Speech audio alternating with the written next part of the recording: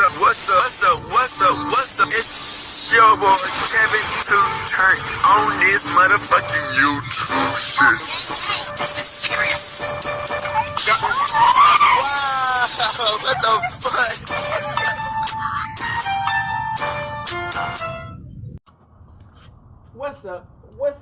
What's up? It's your boy. Can't tell you shit. Hey man, say man, we are lit that man. Turn. Today, 12 day, straight outside, big crib in the game. Outside shit. Free Palestine, free Congo, Russia do your thing, and Texas stand the fuck up. Each day is ready to be a better version of yourself. Never let somebody bring you down, always fight back. Never let somebody tell you who you are, but also never put yourself in a position you don't belong. Let's get on the revolution on this movement. I hope y'all enjoy these videos. Come to the Hebrew Israelite. Let's fight back. Alright. Boom. Today, motherfucking day, you're hearing outside big crib in the game. Outside shit. So, the internet has been blowing up, man, with Diddy, man. With this Diddy debacle. So, I've been hearing allegedly, there's a lot more celebrities that's gonna get announced in this lawsuit, in this case, man. A lot of them on the run. You know what I'm saying? Diddy jail getting raided. You know what I'm saying? They say he running the jail cells. You know what I'm saying? It's not looking good for Diddy right now. But I heard he been winning a little low key on some of the trials. So hey, we got the video. Let's get into it.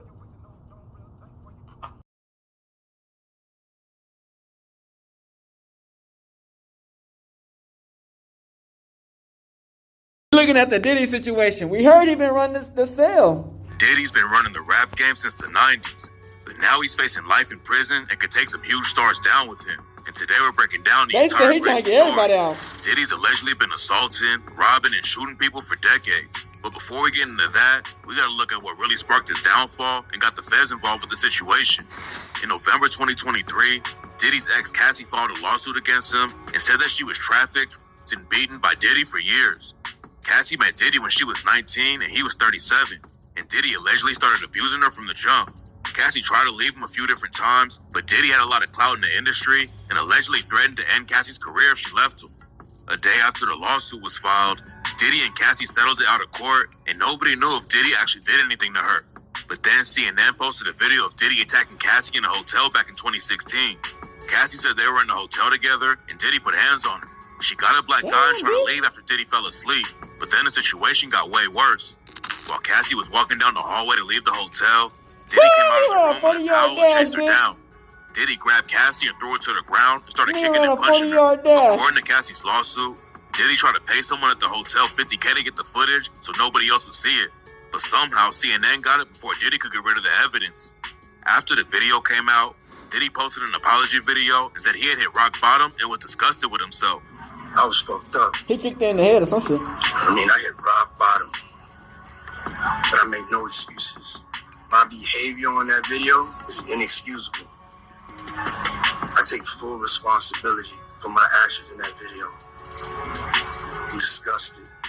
The Los Angeles District Attorney said they couldn't charge Diddy for putting hands on Cassie because it happened in 2016 and the statute of limitations was already up.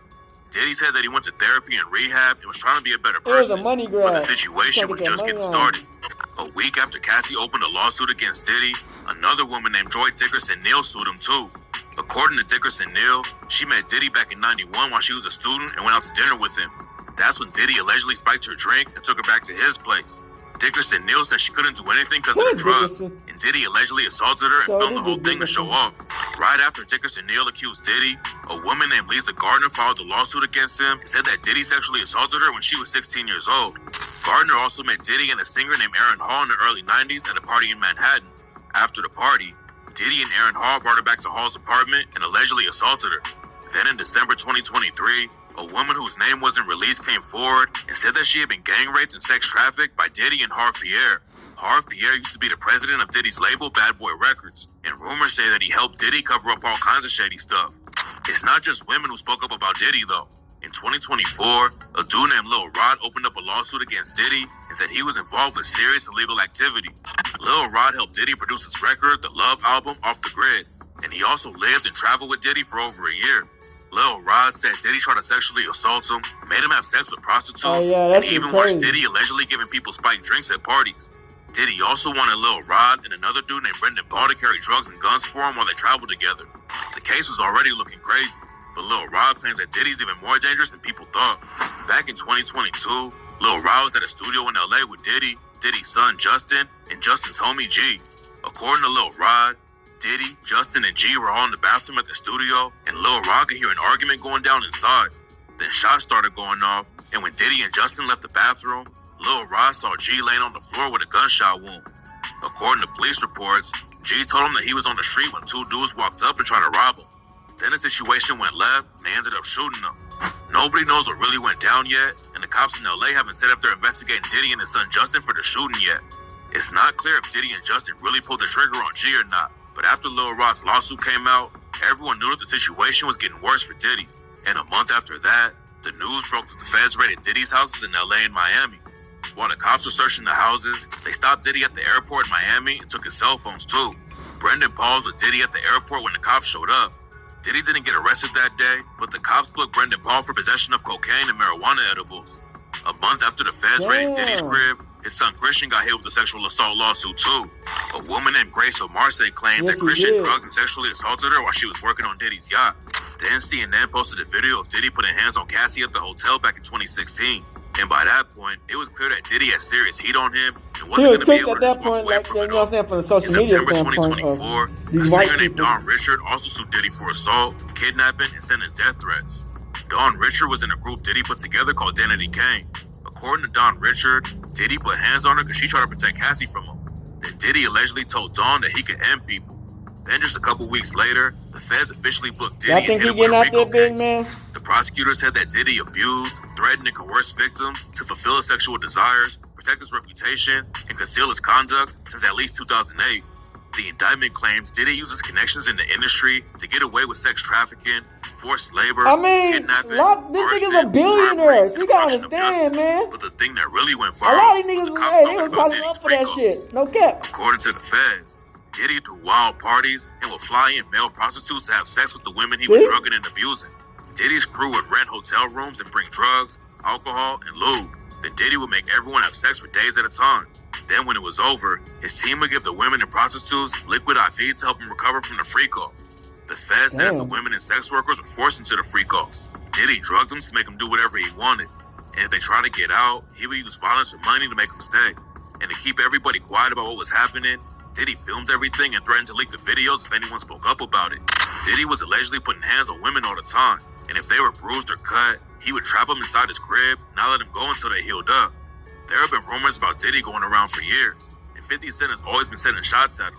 50 was allegedly a ghostwriter for Diddy back in the day, but then 50 dropped the track The Bomb and raps, "Who shot Biggie Smalls? We don't get him. They gonna kill us all." Man, Puffy know who hit that nigga. Man, that nigga saw.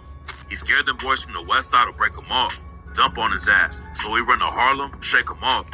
50 also went on Drink Champs and said he stopped being around Diddy after Diddy offered to take him shopping and treated him like a woman. He telling me we gotta kick it and shit. He's like, yo, why don't we like go shopping or some shit? I mean, like, I pay for it. And I was like, what the fuck this nigga just said? 50 even allegedly sold a documentary about Diddy's abuse to Netflix. Then 50 clowned Diddy again after the video of Diddy hitting Cassie came out. When the feds raided Diddy's cribs, they found over 1,000 bottles of lube and baby oil that were for the freak-offs. And 50 clowned Diddy for the situation again on Instagram. Diddy never clapped back before the feds booked him, but his son Christian dropped the track Pick a Side and rapped, "When all they had was 50 Cent, who put this city on the map? Stop lying. Pop's been hated on by many men, and nigga, that's fine. They gonna try to stop these M&Ms, and they gonna die trying. Pull up to the south side. We locked and we got ties." Christian also raps about the Fed raid and said, "Police raid the crib like we selling crack, but we out here selling tracks, multi-million-dollar plaques. Rather put this shit on wax." Bro, you know you're a suburb kid. 50 isn't the only dude in the rap game who sent shots at Diddy though. MGK was signed to Diddy's Bad Boy record label, and when he started beefing with Eminem dropped the track Kill Shot and rapped, "Kill Shot, I would not fail. I'm with the doc still. But this idiot's boss pops pills and tells him he's got skills. But Kells, the day you put out the hits, the day Diddy admits that he put the hit out that got Pac killed." Then in 2024, Eminem took an even crazier shot at Diddy on the track Fuel and raps, "I'm like an RAPER. Got so many essays, Wait, didn't he just spell the word rapper and leave out a P? Diddy, R.I.P. Rest in peace, Biggie. And Pop, both of y'all should be living. But I ain't trying to beef with him, because he might put a hit on me like Keefy D, get him. And that's the only way you're gonna be killing me. Ain't gonna be on no beat, silly. Besides the Rico case Diddy's facing for the sex trafficking right now, rumors say he might go down for Tupac's murder too. The cops arrested Keefy D in 2023 for killing Tupac, and Keefy claimed that Diddy put a meal on Pac's head. After the feds booked Diddy on the trafficking case, they started working with the people prosecuting Keefy D too. Now the Las Vegas prosecutors are sending their evidence on Diddy to the feds, so the situation could end up getting even worse for Diddy if the feds can prove that he really ordered the hit on Pac. After all the lawsuits came out against Diddy, a bunch of weird videos about him started going around on social media. Diddy discovered Usher when he was 13 years old and started helping him get into the industry. Usher's parents sent him to live with Diddy while he was still a kid, and Usher told Howard Stern that he got the chance to see some things. It was curious. I got a chance to see some things. Yeah, but you were 13. What were you saying? I went there to see the lifestyle. And when Stern asked Usher if he would let his own kids go to Puffy camp, Usher told him, hell no. You're a dad now. Would you ever send your kid to Puffy camp? Hell no. When Diddy got arrested, rumors started flying about Usher being involved with the case because a bunch of his old tweets got deleted from his Twitter page. Usher hopped back on Twitter and said his account got hacked. But a lot of people thought the timing of the situation was sketchy. Usher signed Justin Bieber when Bieber was a young teenager, and Diddy adopted him for 2 days and said, where we hanging out and what we doing, we can't really disclose, but it's definitely a 15-year-old's dream. And in another weird video from back in the day, Diddy pressed Bieber about not hanging out with him anymore. Starting to act different, huh? You ain't been calling me and hanging out the way we used to hang out. Well, you try to get in contact with me, through all my, partners. Bieber looked like he was on some bushy shit. He looked like he was on some bushy shit. Okay. I told y'all he was already weird to me. Yeah. There have been a lot of rumors about Diddy grooming Bieber when he was young. Back in 2020, Bieber did an interview with Zane Lowe and talked about how hard it was for him in the industry and said he didn't want anyone else to go through what he did. I don't want her to go through anything I went through. I don't wish that upon anybody. Yeah. Cross the river. I'm just a call away. But you made It's millions. not clear Cross if the Diddy river. actually did anything to Bieber, but A lot of another people video didn't started do shit. going around where Khloe Kardashian talks about seeing Bieber at Diddy's party where half the people there were butt naked. I got on a plane at 5:30 a.m. on this party. I think half the people there were butt naked. Diddy getting hit with a Fed case shook up the whole industry. A lot of people in the rap game are trying to keep their distance from it. But Lil Boosie up on Twitter and said that Diddy's basically in jail for doing what every other famous entertainer has done. Low key. Diddy's old homie Sean didn't feel the same way about it though. Back in the 90s, Sean was rocking with Diddy and Bad Boy Records. One night, Sean went to a club with Diddy and his girlfriend Jennifer Lopez, and Lopez allegedly snuck a gun into the place for Diddy. Nobody knows what really went down, but at some point a fight broke out and someone started letting off shots. Sean went down while Diddy skated on the case, but witnesses say that Diddy was the one who really pulled the trigger. Sean got deported and ended up going into politics in his home country of Belize. And after the news broke about Diddy getting hit with the Fed case, Sean said Diddy destroyed his life and put him in prison. Let us not lose sight of what the cold hard facts are. This was not someone who I vacationed with and who he and I enjoyed this great intimate relationship of brotherhood. This is someone who destroyed my life. A reporter asked LL Cool J about the situation too. He was waiting for that shit to happen. No, I feel for his children. The rest, I can't speak on. I mean, that's what we got court system for, but I feel for his kids. A dude named Freddie P used to be in a rap group with Diddy called The Band, and he told the Art of Dialogue that Diddy was always taking advantage of dudes in the industry. These rappers who get themselves start making a lot of money, then when things don't be hot no more, you fall back on people like him. He prey on you.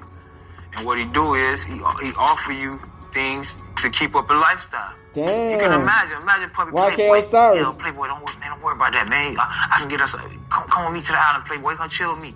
Won't be no security guards, no nothing. Won't nobody know about your business. Hey, don't worry about that. I'll wire that, Playboy. Freddie P said he knew about a lot of the accusations against Diddy before they came out, and he doesn't want to spoil what's coming up.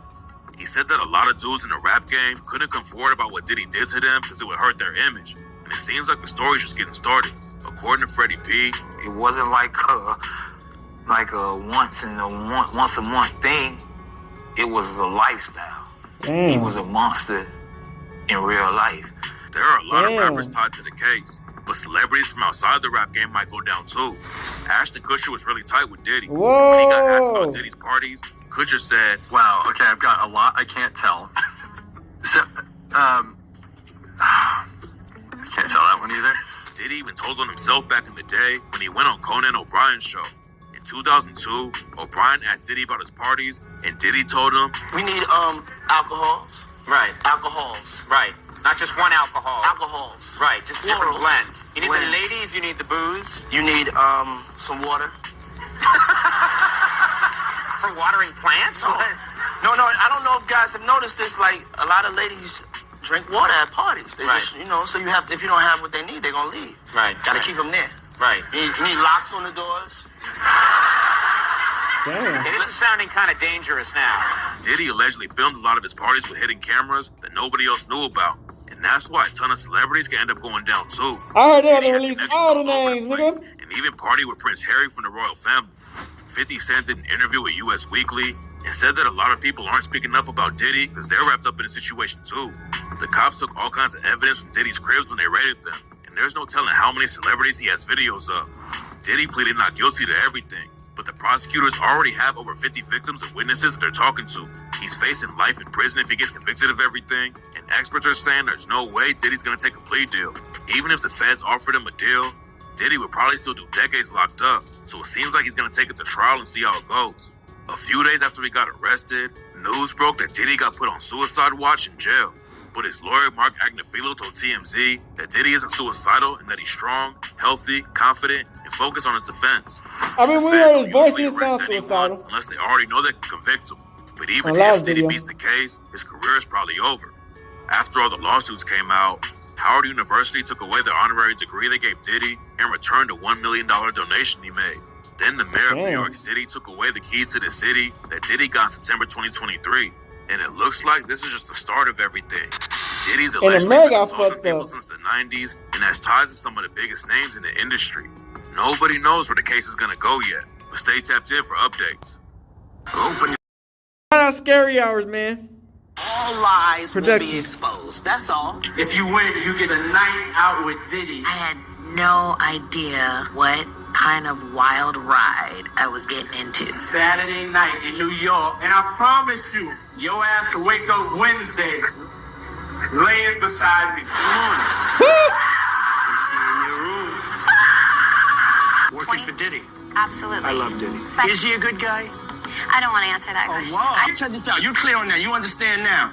I'm asking myself, why do I have you here? I think he's a good guy. I'm going to stick up for him. You may not be here then. If anybody want to go with you, they could go too. Hey, stop screaming. Hey, it's just me, P. Diddy. What happens in Vegas stays in Vegas. We're going out on like a wild, date, a straight man. guy date. Y'all call me Diddy. They finna release all the celebrities who've been a part of that shit, man. Because I have to always remind myself we live in a toxic world. You say you don't like me? You can get to it. If you don't like me, you in front, get to it, bitch. And it's love versus hate. That's what's going on right now. Yeah. And I choose love.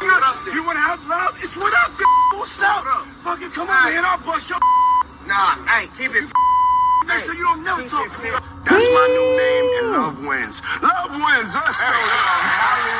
30 minutes for the devil get there. That's all I gotta say. Okay, there you go. That's what Denzel told me. Leave 30 minutes for the devil get there. You can call me Love. That's wild. Diddy had like 30, 40 years, you know? He got so much information on his ass. What the fuck?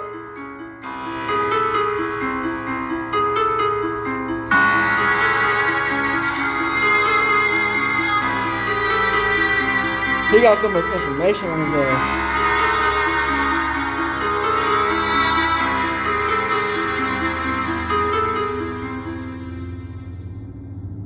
I don't know if this is just made up myth or if this is true, but I'm told that when you go to a hotel, anytime you go to a hotel, you don't just check in the way everybody else does. You send someone ahead to prepare the hotel So room. he said he didn't do shit. It's called preparing the sexy. Cassie, you know, she on some Preparing bullshit. the sexy. Yeah. What's preparing the sexy? I mean, when I walk in, I definitely take pride in being the originator of the preparation of the sexy. Yes. Yes, and that's candles. I like candles. I like tuberose. I'm into baths, you know, so I like my bath at the right temperature. It's just little things that I personally like. I like my room to be sexy.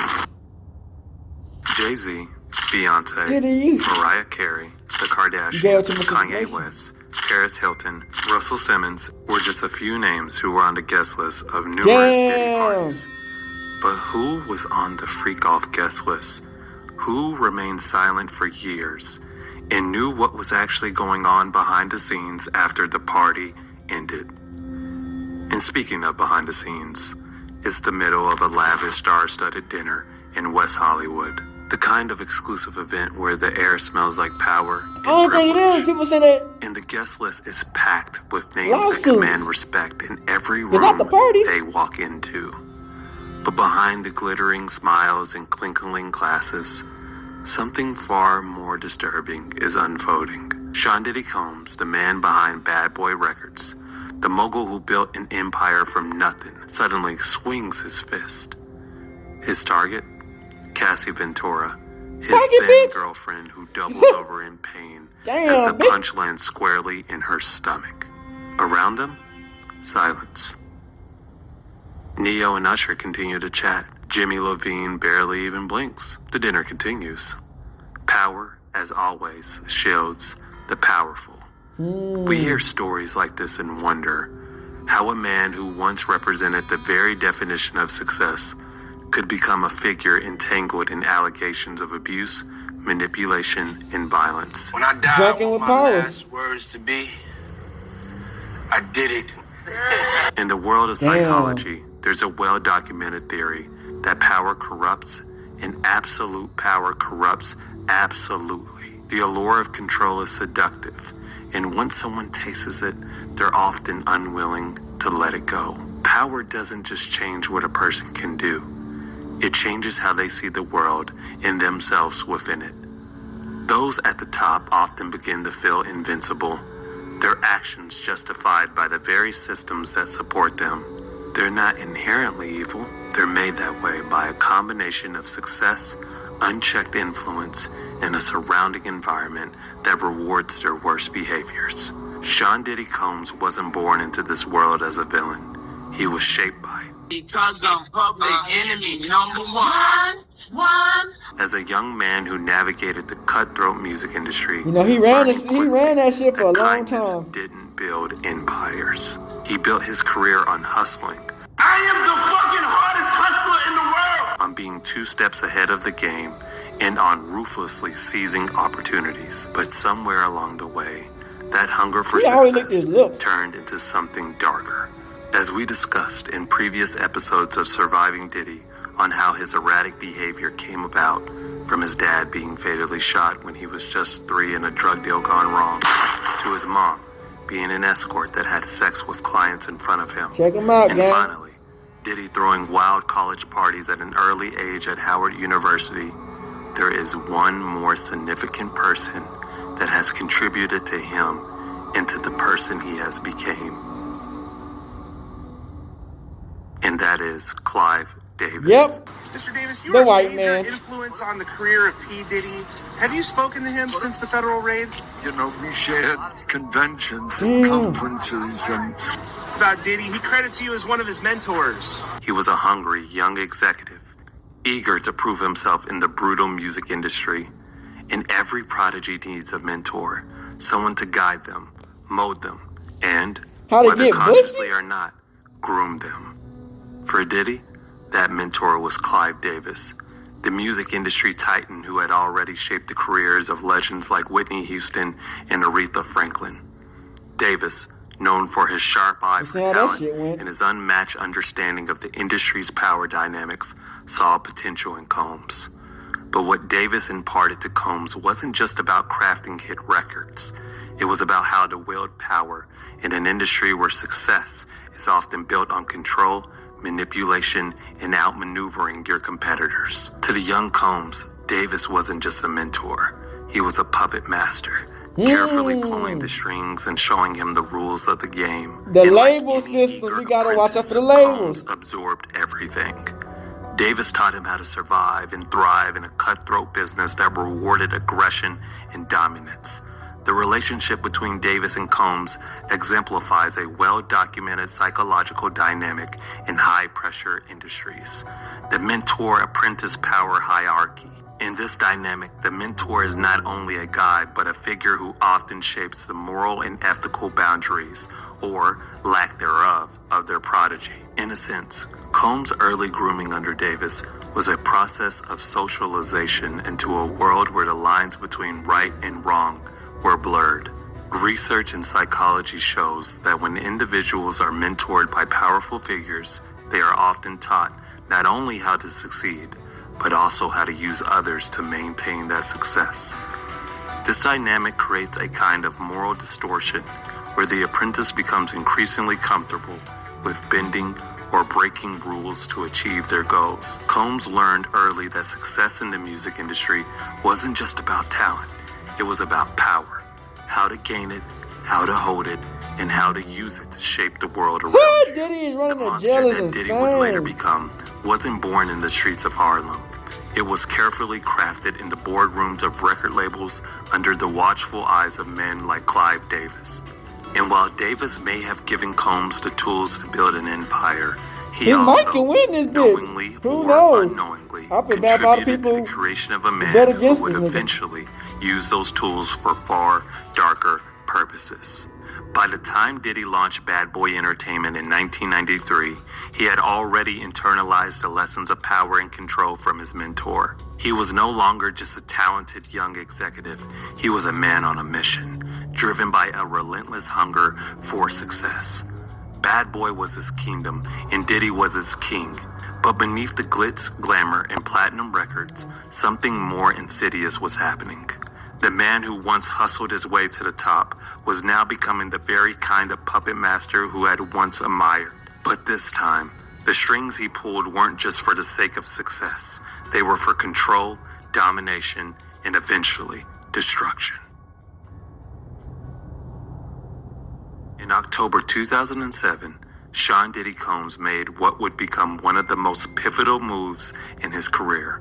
The groundbreaking partnership with Diageo, the global liquor giant. In this deal, Combs was not just an ambassador, but a partner in the marketing and development of Ciroc vodka. It wasn't merely about pushing a product, it was about crafting an image. Diddy didn't just promote Ciroc, he became Ciroc. Under his influence, the brand skyrocketed from an obscure, struggling vodka label to a symbol of luxury, success, and high living. Sales soared, and Diddy earned the nickname the Ciroc King, a title that carried with it more than just financial success. It cemented his place as an untouchable figure in both the music and business worlds. But with this partnership came something more dangerous than financial gain. It fueled Combs' already growing sense of invincibility. The allure of being not just a media mogul, but a business tycoon, played into the intoxicating effect that fame and wealth can have on an individual. For Combs, the Ciroc deal was more than just a business venture. It was an emblem of power, and he began to believe in his own myth. The more successful he became, the more untouchable he felt. Psychologically, this taps into the phenomenon of addiction, though not necessarily to substances like alcohol or drugs, but to power, status, and attention. Research in psychology has drawn parallels between substance addiction and the addiction to fame and control. The more one consumes, the more they need to maintain that high. And in Diddy's case, the high came from not just his financial success, but from the social status that the Ciroc brand afforded him. Being the Ciroc King didn't just make him rich.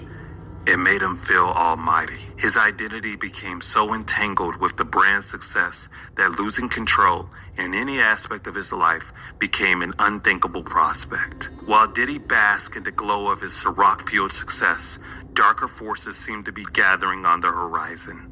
In recent years, speculation has surfaced that Diageo may have had a hand in some of Diddy's legal troubles, particularly those related to his high-profile lawsuits against the company, in which he accused Diageo of racial discrimination. That theory suggests that Diddy's sharp rise to power within the company made him a target, not just of competitors, but of Diageo itself.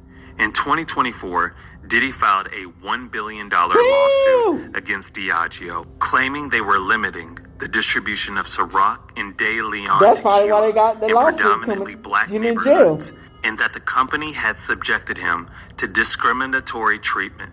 Conspiracy theories often arise when the lines between business, power, and legality blur, and this situation is no exception. The theory stands that Diageo, unwilling to continue sharing the spotlight with Diddy or face accusations of racism, may have used its corporate clout to entangle him in legal issues, hoping to weaken his public image and, by extension, his grip on the Ciroc empire. While there's no concrete evidence to support this theory, the culture of corporate influence in media and law is isn't a black man get too powerful? Large corporations, as history has shown, often have the power to manipulate public perception and control narratives behind the scenes. Could Diddy have been a victim of this kind of corporate manipulation? It's not outside the realm of possibility. Psychologically, this scenario reveals a fascinating conflict in powerful individuals like Combs, the struggle between seeing oneself as a victim and a villain. But this struggle between victimhood and villainy is where the cracks in Diddy's empire begin to show. The more power he amassed, the more paranoid and disconnected from reality he became. It's a tale as old as time. The king, once revered, begins to see enemies everywhere, and in his paranoia, he begins to destroy the very foundation upon which his empire was built. This conspiracy theory, whether rooted in fact or fiction, speaks to a larger truth about the intoxicating nature of power. When individuals like Diddy reach the heights of success, they are often surrounded by psychopaths and enablers who allow them to believe they are untouchable. But as history has shown, the higher one climbs, the further they have to fall. And in Diddy's case, the very forces that once propelled him to the top may have been conspiring to pull him back down. I mean, Zendaya. She low-key like Zendaya. In August 2006, Danity Kane's self-titled debut album, released under Combs Bad Boy Records and Atlantic Records, skyrocketed to success, debuting at number 1 on the Billboard 200. For many, this marked the height of Diddy's creative vision, where his ability to sculpt talent became undeniable. However, beneath this facade, Dawn Richard would later reveal the cracks in this supposed triumph. Her lawsuit, filed years later, painted a vastly different picture, where the album's success was overshadowed by unpaid labor and broken The thing that fucked him up when he submitted to the lawsuit so fast. Control. He's in control and everything. He used the rejection. I believe her. Richard estimated her damages to be around $1 million. Money she claimed she never received for her work on the very project that put Bad Boys Girl Group at the top of the charts. The success of Danity Kane wasn't just built on musical talent. It was constructed on exploitation, with Combs at the center, pulling strings behind the scenes. While Diddy's success with Danity Kane made headlines, another story unfolded quietly in the shadows that same month. According to an October 2024 lawsuit, Combs hosted one of his infamous Hamptons white parties, but this particular party ended in something far darker. A male bodyguard, working under the pretense of security, alleges that Combs drugged and assaulted him during the event. After being given a drink, the bodyguard, later referred to as John Doe in legal documents, immediately felt disoriented and ill. What followed was a nightmare. Combs allegedly forced him into a van and sexually assaulted him. This incident marks a pivotal shift in the narrative surrounding Combs. The luxurious setting of the Hamptons party juxtaposes the horror of the alleged assault, demonstrating how unchecked power and privilege can mask monstrous behaviors. Psychologically, the act of violating someone's autonomy in such a calculated manner points to deeper issues of control, dominance, and sadistic tendencies, traits often buried beneath a carefully cultivated public persona.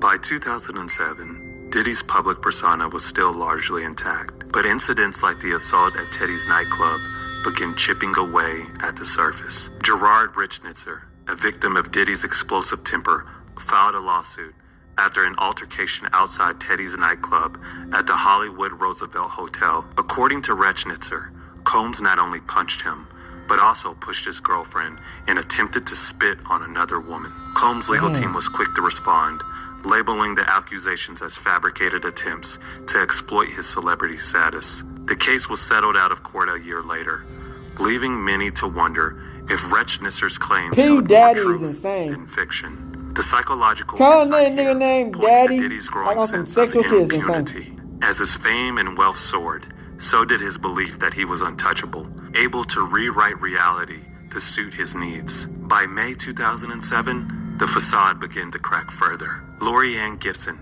a choreographer and co-star of Making the Band, filed a complaint against Combs, alleging that he threatened her with a chair while New Edition's Michael Bivins held her in place. This incident, which allegedly took place during the production of their reality show, shows how Diddy's public persona as a charismatic mogul often masks volatile, even violent behavior. So did you miss me when you was away from me? Huh? Did you miss me? Huh? You? Did you miss me? Honestly? You? Yeah. You didn't miss me? She probably missed the money, huh? No. You didn't miss me? No. You missed me a little bit. No, I did not. She probably missed the money, huh? You miss me?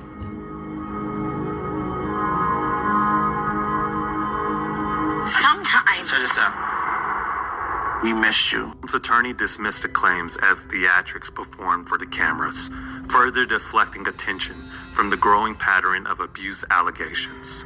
This moment serves as a microcosm of how the entertainment industry's power structures can become breeding grounds for abuse. When public personas and private actions clash, it's often those at the lower rungs of the hierarchy who suffer the most.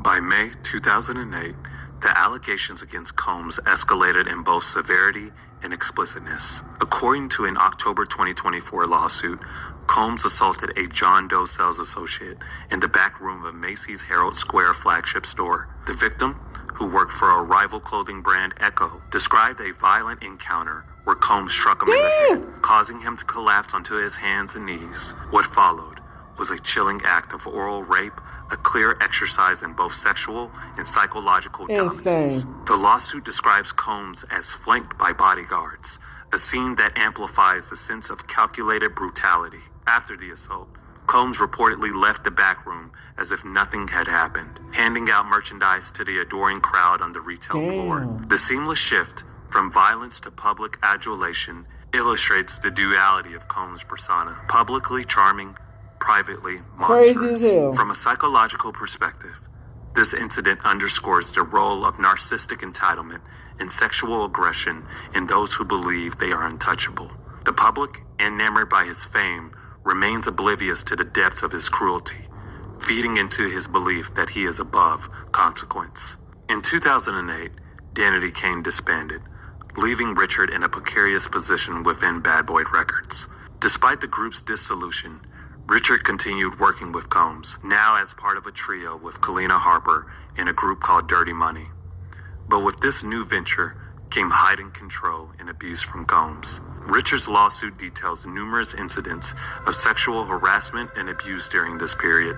Combs allegedly barged into her dressing room unannounced, groped her during fittings, and even ordered her to strip during rehearsals. These actions were not just invasions of privacy, but demonstrations of control, an assertion of power over Richard's autonomy and dignity.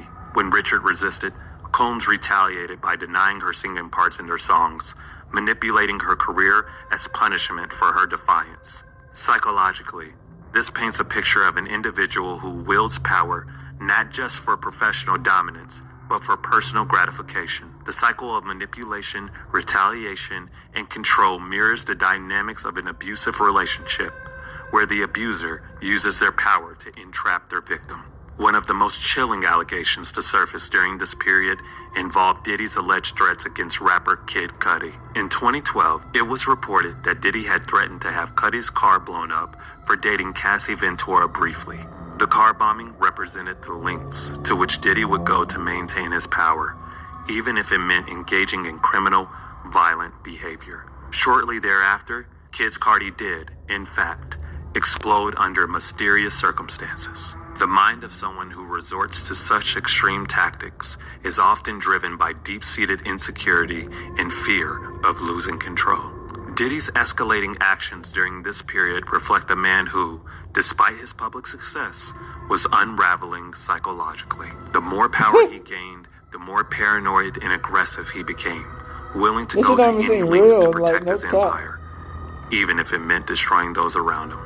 As we conclude this episode into the journey of Sean Combs, one must ponder, what truly defines a monster? Is it the choices they make, or is it the circumstances that shape them? Can someone who has wielded immense power and inflicted pain ever find a path to redemption? These questions echo in the minds of many who followed the rise and fall of influential figures.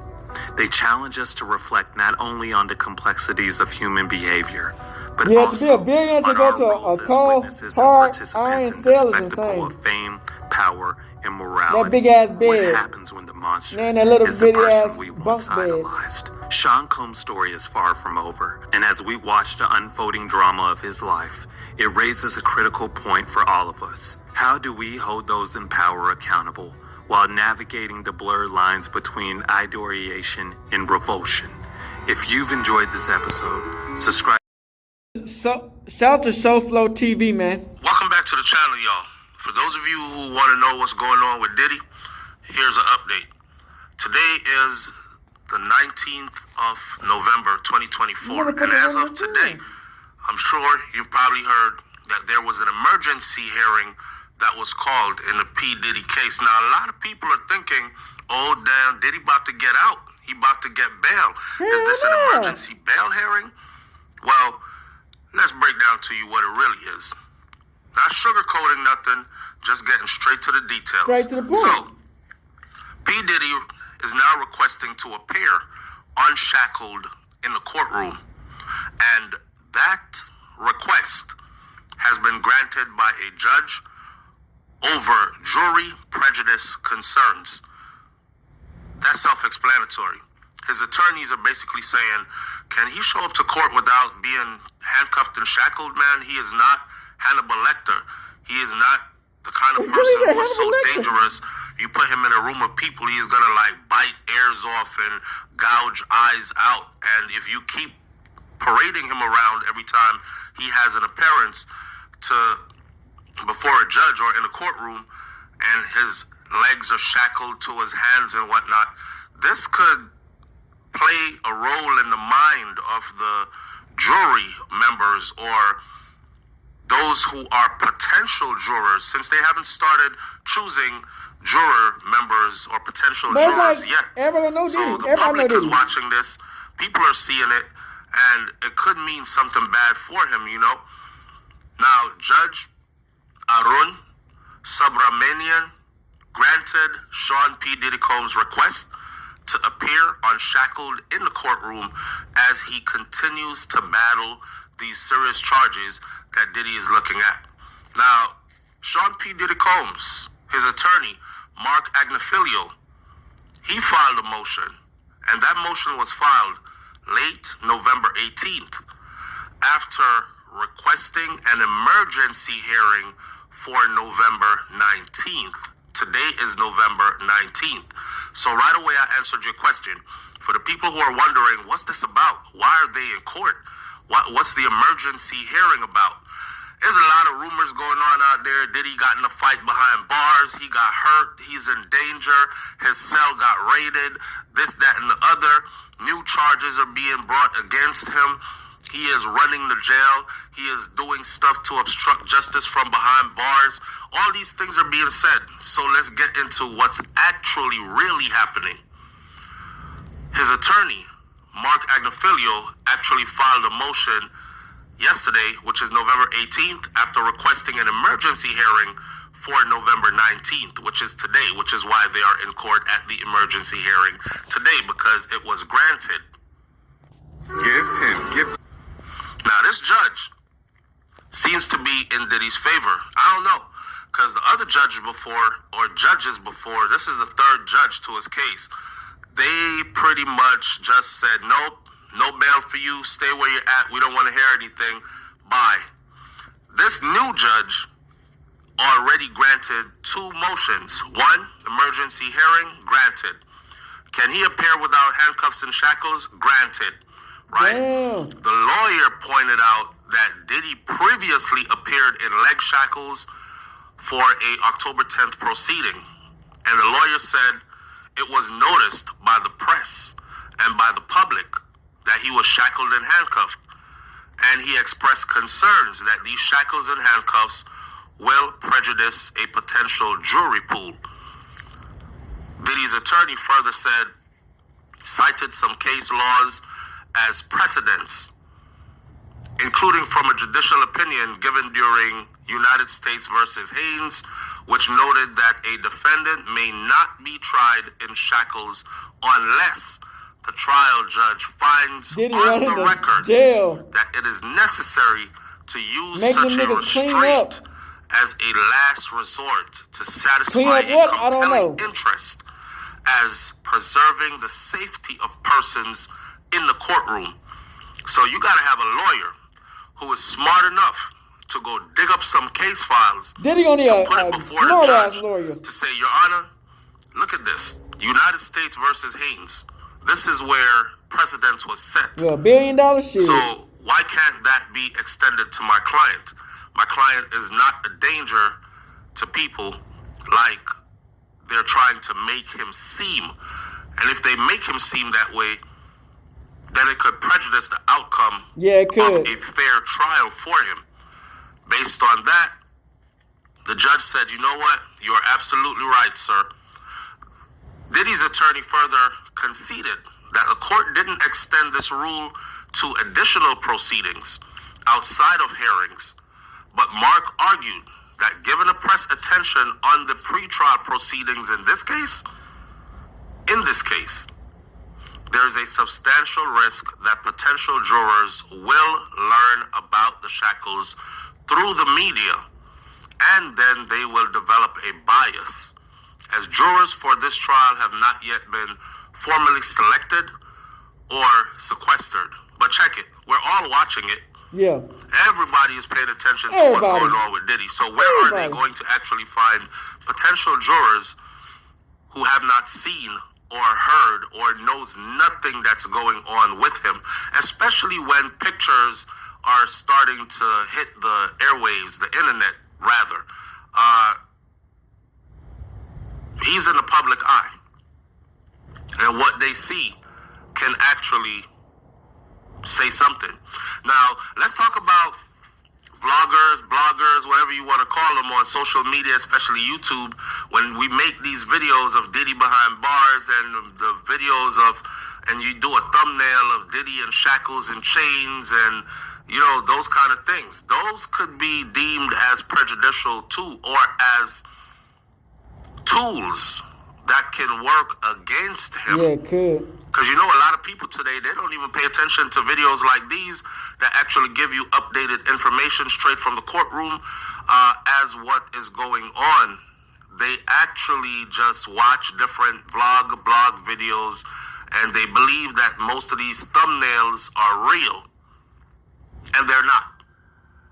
So in addition to the case law, Diddy's attorney argued that shackling could undermine the presumption of innocence and interfere with Diddy's ability to communicate effectively with his legal team. How many niggas up in that jail say he running up in that bitch?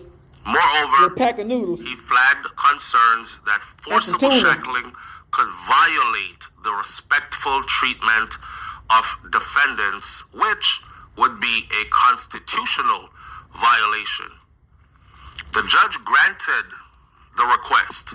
And what this means now is that moving forward from today, November 19th, Diddy will now appear in courtrooms without shackles. That's a W. His next appearance is set for today at 3 p.m. Today meaning November 19th at 3 p.m. By the time you hear this, it'll be past that time. Yeah, it is. November 21st. Now, that's 3 p.m. Eastern time, as he requested to appear before the court hey, why got King in the what is background? called a quote-unquote emergent hearing.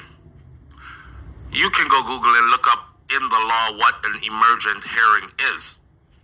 Diddy's attorney, Agnifilio, he flagged concerns over materials that were allegedly taken from Diddy's cell in a recent raid.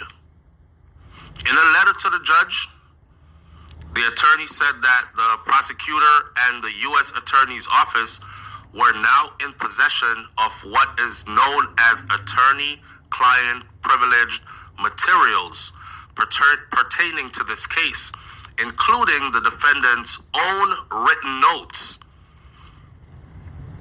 which are concerning defense witnesses and defense strategies. You and your attorneys, you get to meet, you get to plan out your next step. How are you going to fight these charges? What are we going to do next? Attorney-client privilege is kind of like doctor-client privilege. A doctor can't just come out and tell you everything that's going on with your mama. Or everything that's going on with anybody else, their health records. Oh, you know that James has AIDS. Yeah, he tested HIV positive, and I have him on 2 different medications, and they can't just tell you people's private information. So doctor-client privilege or doctor-patient privilege, pretty much the same as attorney-client privilege. So raiding his cell for whatever the reason is and confiscating all these things could bring about a huge problem. So with that being done, his attorneys are like, yo, we need to get back to court, like immediately get before a judge. Because what it looks like is they're trying to sabotage Diddy's ability to fight his charges, even with the limited amount of ability he has. It's not like he's out on bail, right? And he can meet with his attorneys 24/7 at his own will, and they can plan out a strategy and do some things. He is literally incarcerated. So, visits limited. A classic. So, visits limited. Interaction with his attorney limited. Everything is limited for him. So he's got to grab pen and paper, take notes, so he remembers what his attorney said. You know how your attorney is able to prep you?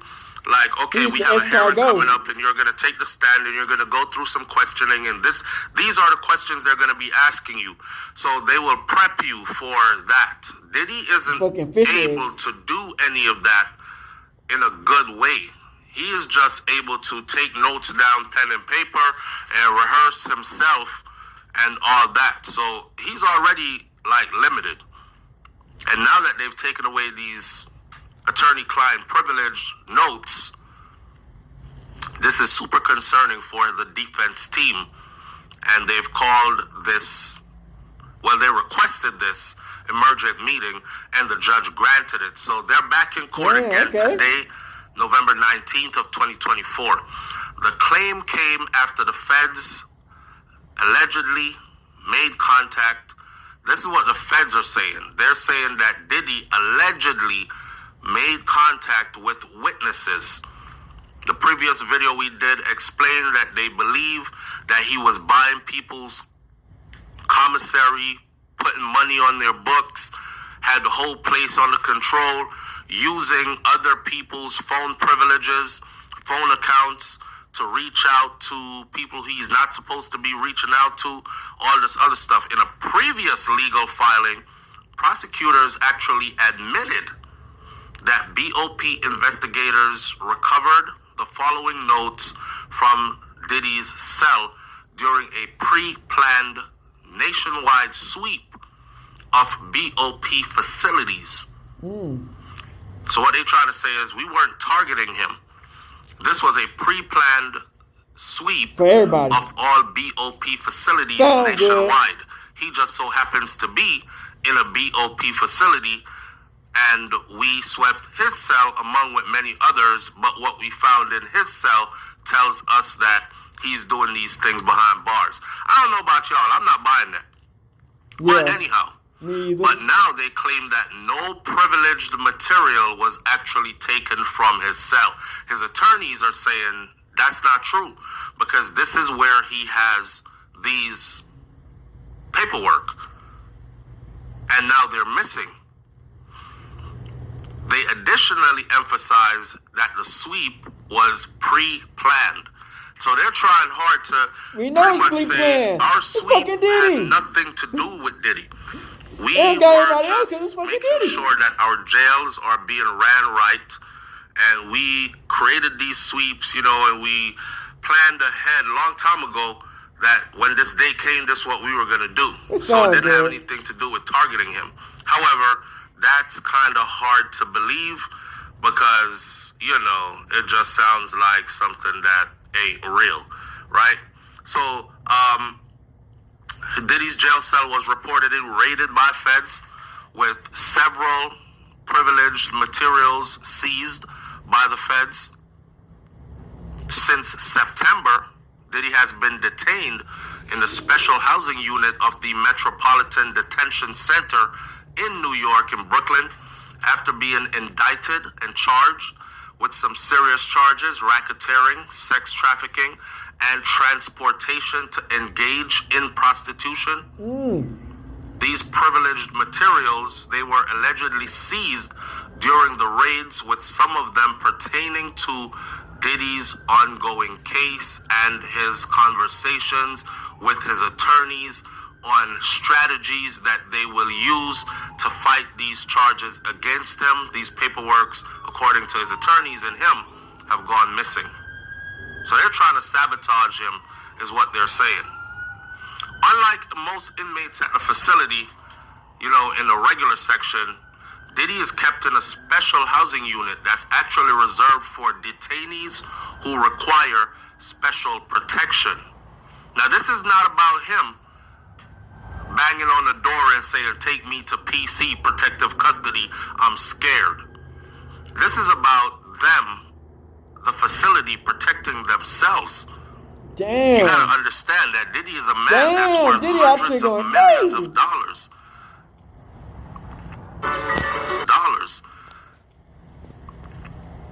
So if anything happens to him behind bars, they're going to be held liable. Yeah. Right? So while this move now has likely shielded Diddy from some unwanted interaction with other inmates, it did not spare him from becoming the target of a surprise raid on his cell. So in other words, he ain't getting no special privileges. He's still getting his cell raided like everybody else. You could imagine being Diddy, being the music mogul, being behind bars. You know you're going to have somebody that comes up to you, "Yo, let me rap for you real quick. Yo, Diddy, I write songs, right? Yo, listen to this one song that I wrote. I think this will be a hit. I know you're going to get out of here, and when you get out of here, man, you could put me on. I'll look out for you while you in here so nobody messes with you, and when you get out of here, you put me on," or whatever the case may be. So him being put in a special housing unit has pretty much saved him from having to interact with these types of people with their long list of demands or their fantasies of what could happen if they actually got in touch with a person like Diddy. However, no special privileges when it comes to your cell being raided, because this is jail. His legal team and his lead attorney, Mark Agnifilio, they have made the revelation in a new filing, noting that the prosecution has somehow obtained these privileged informations that could only have been seized from his cell by the feds. Now you gotta understand this. It's not the jail that has these privileged client attorney paperwork, strategies on how to fight this case. It is the prosecution that is in possession of these paperwork, according to Diddy's attorneys. And they're saying that the only way that the prosecution could have gotten this is if somebody went into his cell, took it, and handed it to them. Damn. The people who work in the jail, they are not the prosecution. Yeah. These are two different professions. So obviously this would look, y'all see what this looks like, right? Sabotage. This pretty much looks like somebody is paying somebody to go raid Diddy's cell and bring us all the info. Now you gotta understand this. Prosecution versus defense in court, that's pretty much a battle that's going on right there. You got two teams that's fighting against each other. If you want to do it in sports, just think about the Lakers going up against the Miami Heats. And then the Lakers having a secret person who is able to get the Miami Heat's playbook to them before the game. Yes, wow. You see what I'm saying? So this is like what Tom this Brady looks like. cheating ass. And then, of course, Diddy's attorneys are now making what is called emergency moves. The exact timing of the raid was unclear, which is weird because in prison or jails, when they do raids, they're usually filmed, they're usually documented, so on and so forth. But they're saying that the exact timing of the raids remains unclear. However, Diddy's attorney did reveal that some of the seized items includes Diddy's own handwritten legal notes to his legal team. And these notes reportedly contain details about defense witnesses and strategies for their trial. The trial is scheduled to begin May of 2025. Damn. So that's the latest update for Diddy right there. We'll hear what's going to happen. I said this yesterday on our... Shout out to Rap Heat, man. Celebrities leaving the country. Number one on that invitation list. Leonardo DiCaprio. They're saying Leonardo DiCaprio has fled to Italy to avoid the P. Diddy debacle. It turns out, ever since Diddy got himself into a bit of legal trouble, some of Hollywood's most recognizable faces have been making some rather unexpected travel plans. High-profile celebrities have been hopping on private jets and disappearing to exotic Can locations. I say the whole list about to come out? Guessed it. People are raising eyebrows. Coincidence? Maybe. But let's not pretend we can't read between the lines. Now, if Diddy has been in jail for the past few months, why is everyone suddenly fleeing the country today? He did. He started from the bottom as an intern and made a $1 billion label. Turned himself to a billionaire or close to a billionaire, or, you know what I mean? And he was beloved. Some of the best parties. Yes. Without, that I ever been to in my life. I went to a couple. What, Stephen? They went to one? That's it. People loved him. He loved to have fun. That's why he coming in so hard. Make music, make hits. He helped change my life. How? I mean, he gave my first record, then. Whether it was a good deal or a bad deal, it still it gave me an opportunity to be here with you today. So, you know what I mean? We gotta just see, like you said, innocent until proven guilty, and nobody knows what's going on except him and whoever's involved. First on the list is the guy who's basically everyone's, or should I say, the questionable elite's favorite comedian. Should I say, the questionable elite's favorite comedian, Kevin Hart. I don't even feel comfortable with you, my man. Hold on. Can you go get some girls? So we can be in the bedroom with some girls? Let's get some girls up here, please. He has to take 3. Out the way. I want to give you a proper introduction. Go get some girls. Go get some... Matter of fact, while the girls come, hey yo, check this out. No homo. Come here, man. Hey yo, Kevin, come here. No homo. We're gonna have a contest. Why say homo so hard? We're gonna have a contest. We're gonna get our breath fresh because your breath be stinking sometimes. Now this guy knows how to turn any situation into a laugh, but lately he's been making moves that are more suspicious than funny. Just before Diddy's arrest, Kevin decided to shut down 4 of his beloved vegan restaurant locations, Heart House. There you go. What's your name? What? Okay, don't say. Merci, yes. Merci. Last train to Paris. That's French, baby, for thank you. Yeah, you see it. No, not yet. You see messing up. That's your problem. I got it. Fans were devastated, especially since the place had a pretty solid 4-star Yelp rating. Financial issues? Nah, the place was booming. So, what's going on, Kevin? Maybe he's just prepping for a little rainy day scenario, or maybe, just maybe, there's something else going on behind the scenes. Remember, Kevin's no stranger to hanging out with Diddy. He even hosted a wild party for him back in 2010. Now, he's doing everything to keep his distance. Funny how that works, huh? Then there's Leo, Mr. Leonardo DiCaprio himself. When the news about Diddy started spreading, Leo was suddenly nowhere to be found. Turns out he's in Italy, enjoying the sights of Rome with his latest girlfriend, who's, surprise, surprise, just over 25. A little older than his usual type, but hey, maybe that's Leo trying to shake things up. Either way, it seems awfully 21, convenient 22, to be 19, taking a romantic getaway right when things are getting sticky back home. And don't forget, Leo was a regular at Diddy's infamous parties, the ones that were more exclusive than your typical Hollywood bash. Now it looks like he's trying to steer clear of the fallout. Who can blame him?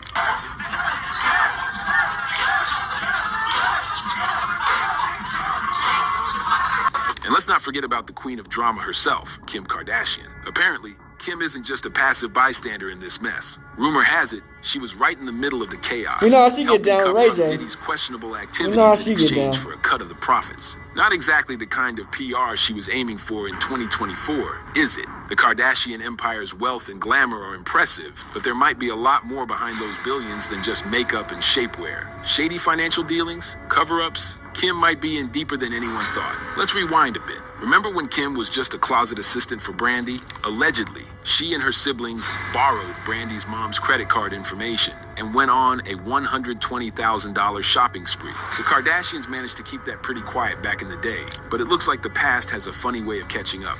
Kim's also been linked to some sketchy business with a wealthy guy named Joe Lowe, who ended up in hot water for money laundering. Seems like Kim's connections aren't always squeaky clean, huh? Speaking of clean, let's talk about Jay-Z.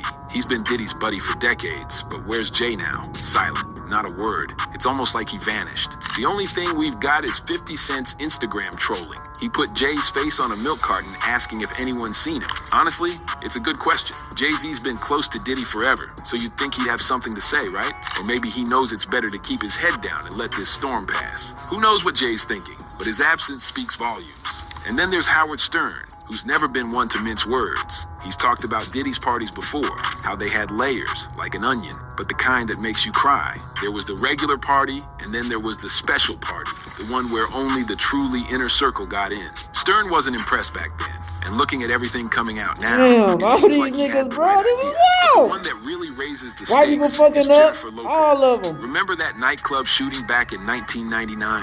J-Lo was right there with Diddy when it all went down. She swore up and down that Diddy was innocent, even saying she'd testify for him. Now that all this new stuff is coming out, it puts her old comments in a whole new light. Makes you wonder what else she might know, doesn't it? And how about Kesha? She's not holding back either. That line in her hit song used to go, "Wake up in the morning feeling like P. Diddy." But at her recent show, she changed it to something a lot less flattering, clearly distancing herself from the guy. When celebrities start changing lyrics, you know things are bad. You know it's the tough out entertainment here on the industry has street. never been short on drama, but this Diddy situation is turning out to be a full-blown scandal, with some of the biggest names caught in the crossfire. Are they running because they're scared, or because they're guilty, or maybe they just don't want the spotlight on them while everything's unraveling? Either way, one thing's for sure, the past isn't staying buried, and Hollywood's finest are doing whatever it takes to stay one step ahead of it. Kevin Hart's actions seem to have set the tone for other celebrities to make their own strategic exits from the scene. It wasn't long after Kevin closed up shop that Leonardo DiCaprio decided Italy was a great place to be, far from the prying eyes of the media and the chaos brewing stateside. Leonardo has always managed to keep a low profile despite being one of the biggest movie stars on the planet. But this time, it feels different. The timing is just a little too perfect, and his absence a little too conspicuous. It's like he's trying to stay as far away as possible from whatever storm is coming. Of course, Leonardo has never been one to shy away from a good time, but now it looks like he's avoiding the fallout from Diddy's legal mess. Diddy's infamous parties were always the talk of the town, and Leonardo was a regular at those events. The kind of gatherings where people were handpicked to attend, where the doors were open to some and very firmly closed to others. These were parties where anything and everything could happen, and often did. Celebrities like Leonardo, who have built an entire career on their public image, now have to think twice about their partying goes wrong, The fallout from this could be massive, and it's clear that distancing himself is a smart move. But it's not just Leonardo who's taking a step back. Kim Kardashian's involvement has also raised eyebrows, and not in a good way. Kim's name being linked to Diddy's activities isn't just a coincidence. There have been whispers that she played an active role in covering things up, possibly even paying off people to keep quiet. It's not exactly a stretch to imagine, especially considering Kim's past. The Kardashian empire wasn't built solely on beauty and business acumen. Yeah, hit from the back about shot. The sources of their wealth and the lengths they've gone to protect it. Remember the rumors about Kim's association with Joe Low, the same guy involved in one of the biggest money laundering schemes of the last decade? It's all part of a pattern that's becoming harder and harder to ignore. The Kardashians have always known how to spin a narrative, but quietly. And now, with rumors swirling that she's been involved in helping Diddy cover his tracks, it's looking like her past actions might be coming back to haunt her. The financial dealings that have always been a murky part of the Kardashian story are now being thrust into the spotlight once again. And speaking of financial dealings, let's circle back to Jay-Z. The man has built an empire, and he's not exactly known for making foolish moves. His silence on the whole Diddy situation is deafening. Jay-Z has been in the game long enough to know when to speak and when to stay quiet. His friendship with Diddy goes back years, but right now, he's nowhere to be found. It's almost as if he's putting as much distance as possible between himself and this scandal. 50 Cent might be having a good time trolling Jay-Z on Instagram, but there's a real reason behind Jay-Z's disappearance from the narrative. When someone as influential as Jay-Z decides to keep his mouth shut, it's usually because there's more to the story. He been quiet as a church mouse. We haven't heard shit from Jay-Z. Hinted at something darker beneath the surface. He spoke about the layers of these events. He gave somebody a lawsuit for talking crazy on his name, but the outer circle might have been filled with celebrities and champagne, but the inner circle, that's where things got really interesting. Stern's descriptions of those exclusive gatherings make it sound like there was more going on. How the stars and celebrities fall, man. We live in the end times, gang. Everything coming to light, it's starting to seem like those whispers about what went on behind closed doors were closer to the truth than anyone wanted to admit. Jennifer Lopez is another name that keeps popping up, and for good reason. She's been connected to Diddy for years, ever since they were romantically linked back in the late 90s. The nightclub shooting incident was a huge scandal at the time, and J-Lo stood by Diddy, even promising to testify on his behalf. But with new accusations and evidence coming out, her loyalty back then is starting to look questionable. It makes you wonder what she really knew and why she was so quick to defend him. Jennifer has built her brand on being relatable and down to earth. This connection to Diddy could tarnish that image if more details come out. Kesha's decision to change the lyrics in her hit song is another sign of just how toxic Diddy's brand has become. It's one thing for a celebrity to quietly distance themselves, but to publicly alter a song that was once a tribute, that's a statement. Kesha isn't interested in being associated with Diddy, and she's making that very clear. The entertainment industry can be ruthless, and when someone like Keisha decides it's time to cut ties, it's usually because the writing's on the wall. Is that the bitch off of motherfucking? She like that bitch off of Cash Point O. The ripple effects of Diddy's legal troubles are being felt all over Hollywood. Celebrities are either fleeing the scene or trying to stay as far away from the scandal as possible. The question is, why? Are they worried about being implicated? Are they trying to protect their own reputations? Or is there something more sinister at play? The truth is, Diddy's influence in the industry runs deep, and the people who were once part of his inner circle are now doing everything they can to avoid getting caught up in his downfall. Take Jay-Z, for example. He's one of the most powerful figures in music, and his relationship with Diddy has always been well documented. But now, Jay-Z is nowhere to be found. He hasn't made any public statements, and his silence is starting to feel like an admission of something, even if it's just that he knows better than to get involved. 50 Cent's trolling might be entertaining, but it's also drawing attention to the fact that Jay-Z has chosen to stay out of the spotlight. And when someone like Jay-Z decides to keep quiet, you can bet there's a good reason. The truth is, Hollywood is a place where image is everything. The celebrities who have been linked to Diddy are all trying to protect their brands, their reputations, and their futures. Whether it's Kevin Hart shutting down his restaurants, Leonardo DiCaprio taking a conveniently timed vacation, or Kim Kardashian desperately trying to spin the narrative, they're all playing the same game, the game of self-preservation. And in an industry where perception is reality, that's the only game that matters. But it's not just about protecting their images. There's a sense that some of these celebrities might be genuinely scared. The accusations against Diddy are serious, and the fallout could be devastating for anyone connected to him. The allegations range from financial crimes to far more disturbing claims, and the people who once in Diddy's orbit are now doing everything they can to get out of it. The question is, how much did they know, and how much were they involved? Jennifer Lopez's connection to Diddy is particularly interesting. She's managed to maintain a spotless image for most of her career, but her involvement with Diddy during the nightclub shooting incident could come back to haunt her. She defended him back then, but if new evidence comes to light, her loyalty could be seen in a very different light.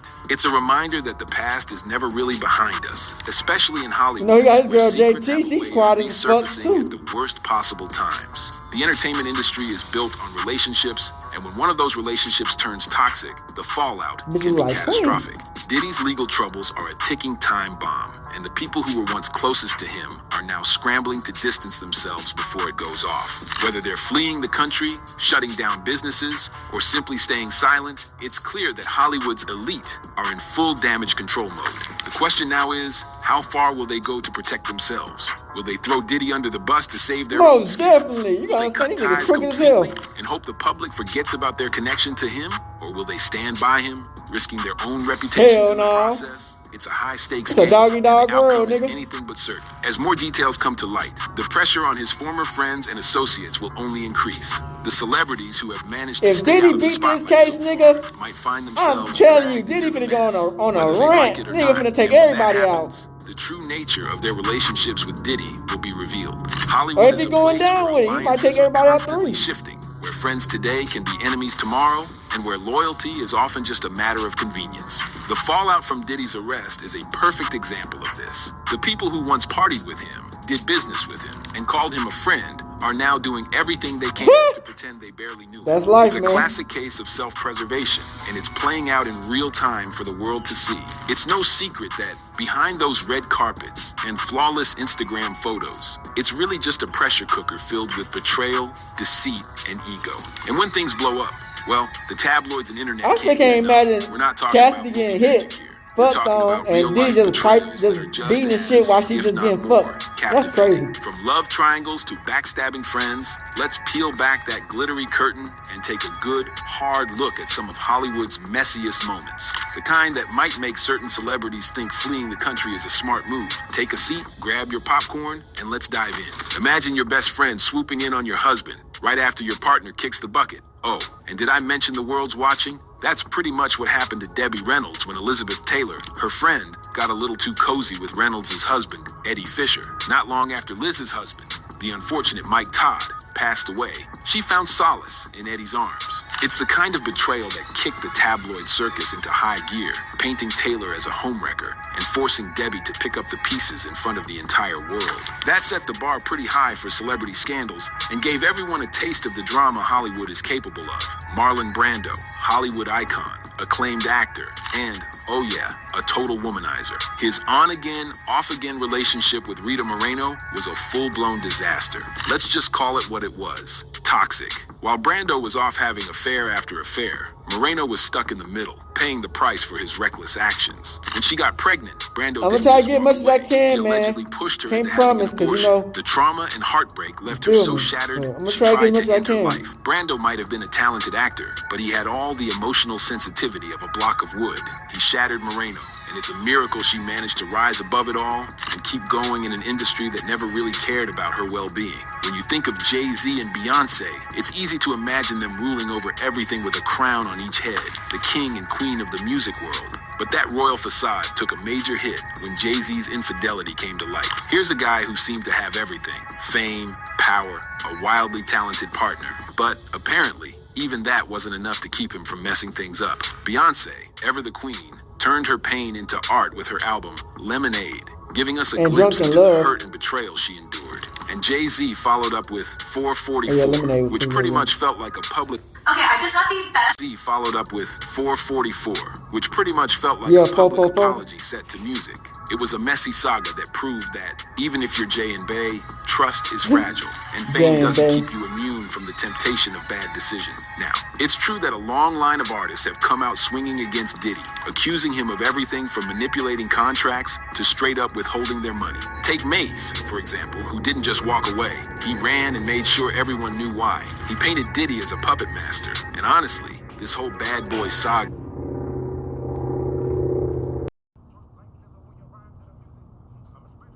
Alright, back. So y'all see that? It's a lot of celebrities on the run. You know what I'm saying? Big name celebrities. So who knows what's gonna happen to I guess lawsuit come out about the rest of the shit. You know, they were like they said, they were trying to get a whole. They said once they get Diddy, they gonna try to get the rest of the celebrities. Boy, this shit is getting deadly. You know what I'm saying? A lot of them trying to run and sell the whole bank. They trying to get it. Them Brady and sell this shit. They obviously picking on Diddy. Like we said, man, he's still innocent. We don't know if Diddy did half the shit they saying, man. You know how the government be, man. Hopefully he can beat it if it's not true. But I say if he beat this shit, a lot of people finna get exposed when he get out if he beat it. But if he lose, they gonna get exposed 3. So this shit about to get crazy, man. But this was the video, man. Hope y'all enjoyed me out this bitch hood. And outside, Big Crip in the gang. Hey, Dad, you know, dog, when we link up, dog, this shit be legendary. Even though this is instrumental, you the engineer on it, so Kodak everywhere.